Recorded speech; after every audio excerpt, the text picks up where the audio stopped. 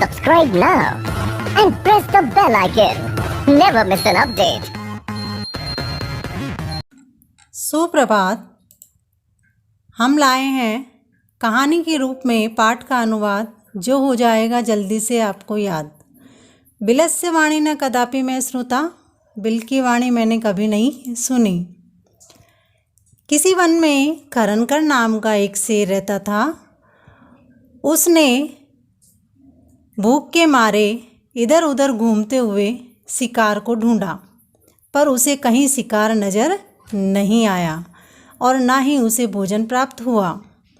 इसके बाद में जब सूर्यास्त का समय हुआ तो उसे एक विशाल गुफा दिखाई दी।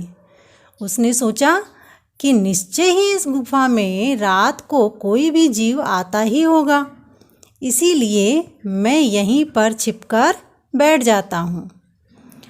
इसी बीच में गुफा का स्वामी दधीपुच्छ नाम का एक गीदड़ वहाँ आता है और जब वह देखता है कि उस गुफा में बाहर शेर के पैरों के चिन्ह अंदर की ओर जाते हुए दिखाई दे रहे हैं, परंतु बाहर आते हुए नहीं, तो गीदड़ सोचता है, अरे मैं तो इस तरह से नष्ट हो जाऊंगा।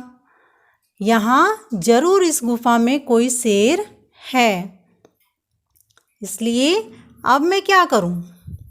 इस प्रकार विचार करके वह दूर स्थित हो गया, यानी दूर खड़ा हो गया और आवाज़ करने लगा, हे बिल, क्या तुम्हें मेरी बात याद नहीं है?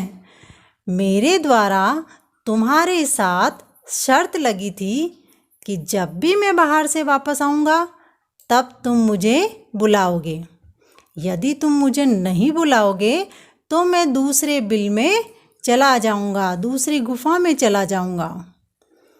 इसके बाद में गीदड़ की आवाज़ सुनकर के शेर ने सोचा, जरूर निश्चय ही यह गुफा अपने स्वामी का सदा आह्वान करती है, परंतु आज मेरे भय के कारण कुछ भी नहीं बोल पा रही है।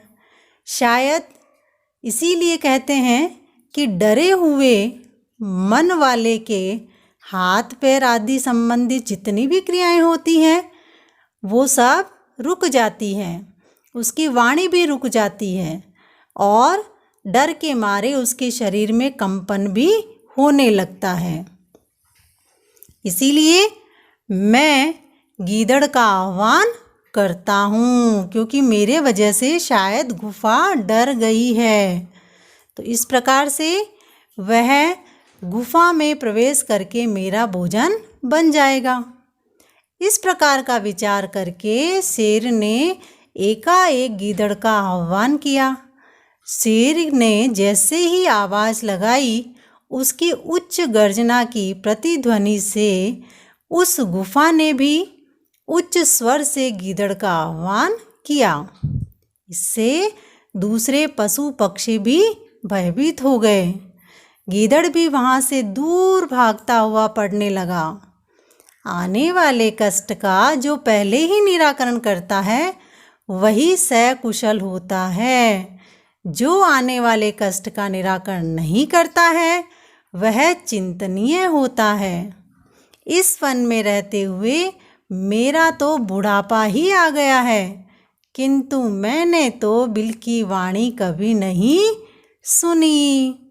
तो कहानी से हमें क्या शिक्षा मिल रही है कि जहाँ ताकत काम नहीं करती है वहाँ बुद्धि बल काम में लेना चाहिए और संकट आने से पहले ही उसके निराकरण के बारे में सोच लेना चाहिए, जिससे हमें बाद में पछताना ना पड़े। धन्यवाद।